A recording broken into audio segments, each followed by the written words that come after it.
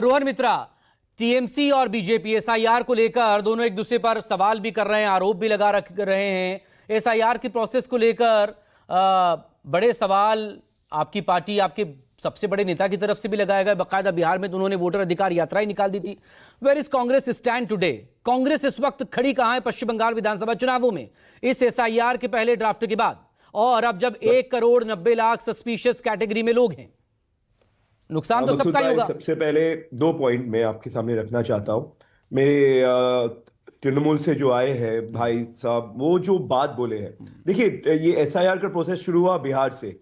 इसको लेके सबसे पहले कांग्रेस पार्टी जो बात इलेक्शन कमीशन के खिलाफ बोला है, वही बात आज तृणमूल दोहरा रहे थे। ठीक है, हम लोग का पॉइंट पहले दिन से एक था कि ये एसआईआर प्रोसेस हम लोग के कॉन्स्टिट्यूशन में पहली बार एस जुड़ा गया है, स्पेशल इंटेंसिव रिव्यू हो रहा है। इससे पहले रिव्यू हो रहा था, उसके लिए हम लोग को कोई बोलने का नहीं है क्योंकि कॉन्स्टिट्यूशन में है। लेकिन जिस तरह की से ये बात हुआ और इलेक्शन कमीशन और एसआईआर लेके जो नैरेटिव, पॉलिटिकल नैरेटिव जो बीजेपी ने बंगाल के लिए बनाया था, तो इसके ऊपर सवाल तो पैदा होगा ना। कहां है घुसपैठिया? कौन है घुसपैठिया? ये जो 58 लाख खत्म हुए हैं, उसमें घुसपैठिया कौन है? ये नंबर्स कहां से आ रहे हैं?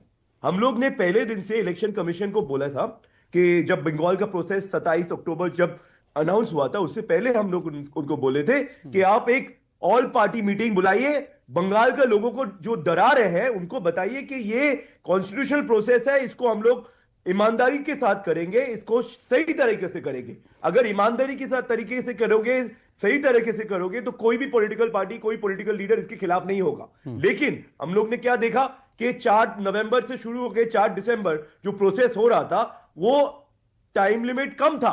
पहले दिन कांग्रेस पार्टी ने यह बात बोला और एंड में आके मैंने देखा इलेक्शन कमीशन ये डेट बढ़ा दिया गया। आज भी मैं बोलना चाहता हूं कि 1,30,00,000 पूरा नहीं हो पाएगा काम, तो डेट तो आगे बढ़ानी पड़ेगी ना, क्योंकि आप समय सीमा को लेकर भी तो सवाल कर रहे थे कि इतने कम वक्त में करोड़ों लोगों की डिटेलिंग कैसे आ जाएगी, कैसे एसआईआर हो जाएगा। देश के एवं बंगाल के हित के लिए था पहले दिन से सर। ये बात हम लोग पहले दिन से किए कि 30 डेज इज नॉट इनफ।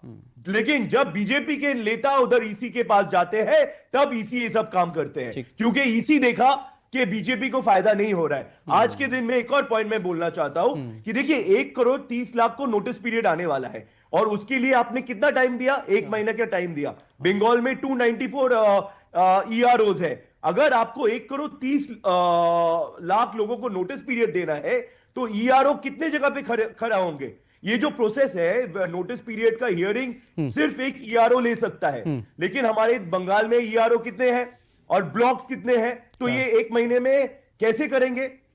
तो हम लोग का तो पहले दिन से पॉइंट है कि ये 1 महीने में नहीं हो सकता है। ये जो बीजेपी कर रहा है, इससे नैरेटिव जो बना रहा है, ये गलत है। और देखिए ममता बनर्जी और टीएमसी, आपने शुरुआत किया प्रोग्राम, दिखाए हुमायूं कबीर और हम लोग का विरोधी दल नेता शुभेंदु अधिकारी। उससे पहले दिल्ली में बहुत चर्चा हुआ, एक नेता था मुकुल रॉय। ये लोग कौन था? आज ये लोग बीजेपी में जाने से पहले ये लोग कौन था? ये लोग तृणमूल के लेफ्ट राइट सबसे बड़े लीडर्स थे। जो आज तृणमूल में है वही बीजेपी में जाते हैं। जो लॉ एंड ऑर्डर का बात करते हैं वही तृणमूल में जाके लॉ एंड ऑर्डर ब्रेक करता है, और उसको ही बीजेपी ले लेता है। सीबीआई, ईडी आज क्या कर रहा है शुभेंदु अधिकारी को लेके? हम लोग नारदा वाला वीडियो देखे हैं, शारदा देखे। विजय शर्मा जी, क्विक रिएक्शन इस पर दे दीजिए। जो कांग्रेस के अपने सवाल हैं, फिर उत्तर प्रदेश की भी बात करेंगे आगे। विजय शर्मा जी, देखिए इनकी डिमांड थी कि वेस्ट बंगाल में डेट बढ़ाई जाए, एक्सटेंड की जाए, वो ईसी ने बढ़ा दी। अगर चुनाव आयोग इनके कहे अनुसार वहां जमीनी तथ्य इकट्ठा करके कुछ निर्णय लेता है, उसके ऊपर उंगली उठाते हैं। और इनकी और टीएमसी वाले जो प्रवक्ता, उनकी मैंने बातें सुनी, सारा अगर मगर। अरे भाई प्रमाण के साथ रखो, कुछ बात है तो। अगर चुनाव आयोग आपको लगता है निष्पक्ष तरीके से बातें नहीं सुन रहा है, किसी की वोट गलत तरीके से काट रहा है, तो आप कोर्ट जाइए, चुनाव आयोग के पास जाइए, पीसी कीजिए, दिखाइए ना किसके साथ गलत हो रहा है। अगर कांग्रेस पार्टी कहती है और दोबारा ये कहते हैं कि मुकुल राय कौन थे, अरे बता दीजिए ममता बनर्जी कौन थी, वो भी तो कांग्रेस में थी पहले। तो ऐसे तो कौन नेता कहाँ गया क्या गया उस पर उसको तो छोड़ दीजिए, बात बहुत दूर तक अरे जाएगी। भैया, ममता बात बनर्जी आप कांग्रेस तथ्य छोड़ पे के बात गई है, कीजिए। बट मुकुल भाई तो चुनाव आपने बोला था आयोग चोर है। अगर ममता बनर्जी ने अपनी अलग शुद्धिकरण AITMC बना ली ना, वो थी एक जमाने में कांग्रेस में, लेकिन खुद अपनी राजनीतिक पार्टी बनाकर सत्ता पर पहुंचना। सबके कार्यकाल में ये और शुद्धिकरण हुआ है, तो फिर आज दिक्कत क्या है? जैसा कि आरोप लगते रहे हैं और केसेस भी देखने को मिले हैं कि किसी जांच एजेंसी के दायरे में कोई नेता अजीत पवार। है, वो फिर पार्टी बदल ले तो उसका एक अलग अलग सवाल है। बहरहाल